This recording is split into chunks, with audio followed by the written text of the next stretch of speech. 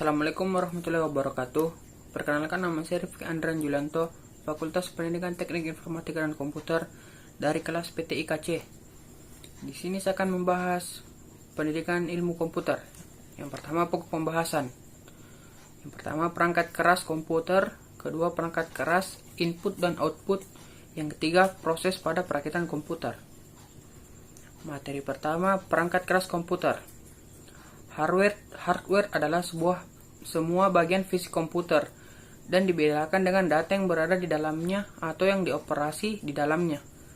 Dan dibedakan dengan perangkat lunak, software yang menyediakan instruksi untuk perangkat keras dalam menyelesaikan tugasnya. Batasan antara perangkat keras dan perangkat lunak akan sedikit buram kalau kita berbicara mengenai firmware. Karena firmware ini adalah perangkat lunak yang dibuat ke dalam perangkat keras.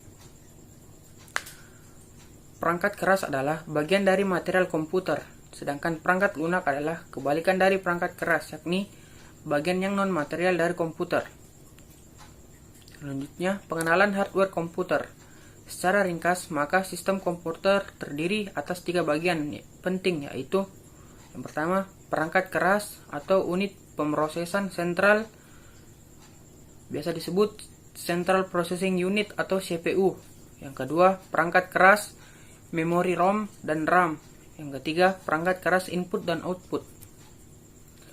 CPU terdiri dari beberapa komponen penting, yaitu yang pertama prosesor, kedua motherboard atau mainboard, yang ketiga RAM atau random access memory, yang keempat VGA, video graphics array card, yang kelima hard disk drive, yang keenam floppy disk drive, yang ketujuh CD-ROM atau DVD-ROM drive, yang 8 network adapter, yang ke-9 sound card and speaker, yang ke-10 power supply and UPS, yang ke-11 casing. Selanjutnya, materi kedua, perangkat keras input atau output. Yang pertama, prosesor. Mikroprosesor atau biasa disebut dengan prosesor adalah otak yang mengatur kerja sebuah komponen. Artinya seluruh aktivitas sebuah komputer dikontrol dan diperintah dari prosesor.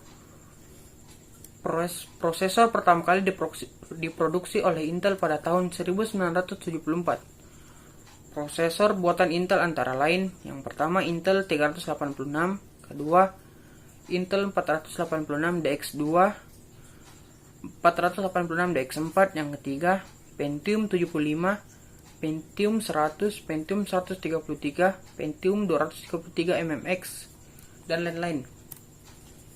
Sedangkan buatan AMD antara lain, yang pertama AMD K5200, kedua AMD K6233, yang ketiga AMD Athlon. Prosesor sebagai otak dan bagian utama komputer, sebuah CPU singkatan dari Central Processing Unit menunjuk ke bagian dari perangkat keras komputer yang memahami dan melaksanakan instruksi dan data yang terdapat dalam perangkat lunak. 2. Motherboard.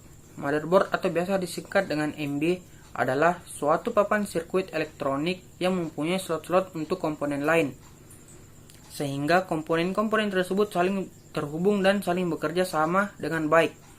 Motherboard dibedakan menjadi 2, yaitu model desktop atau monitor diletakkan di atas CPU, dan model tower, monitor diletakkan di samping CPU. Yang ketiga, RAM, random access memory. RAM adalah memori utama sebuah PC. RAM digunakan untuk menyimpan data sementara dan mengeluarkan data yang diminta oleh prosesor.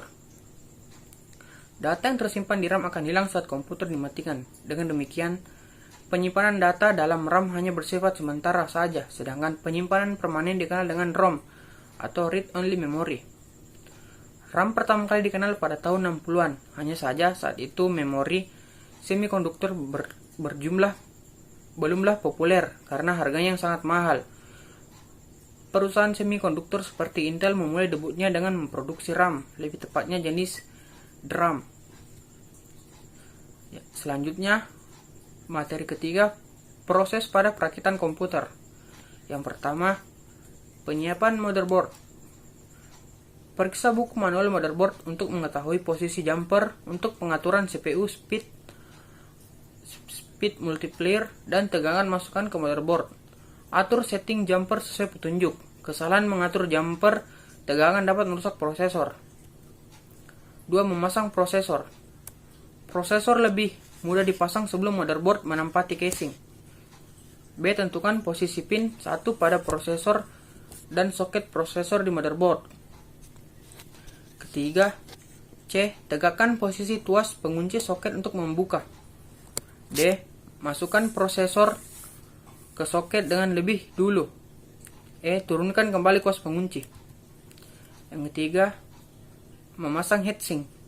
Fungsi heatsink adalah membuang panas yang dihasilkan oleh prosesor ke heatsink. Untuk mengoptimalkan pemindahan panas, maka heatsink harus dipasang tepat pada bagian atas prosesor dengan beberapa clip sebagai penahan, sedangkan permukaan kontak dengan fan, maka konektor power pada fan dihubungkan ke konektor fan pada motherboard. 4. Memasang modul memori. Modul memori umumnya dipasang berurutan dari nomor soket terkecil. Urutan pemasangan dapat dilihat dari diagram motherboard. Yang kelima, memasang motherboard pada casing. Motherboard dipasang ke casing dengan sekrup dan dudukan atau stand off. 6. Memasang power supply. A. Memasukkan power supply pada rak di bagian belakang casing. B. Hubungkan konektor power dan power supply ke motherboard. Yang ketujuh, memasang kabel motherboard dan casing. Yang kedelapan, memasang drive. 9. Memasang card adapter. Ke-10, penyelesaian akhir. Dan ke-11, pengujian.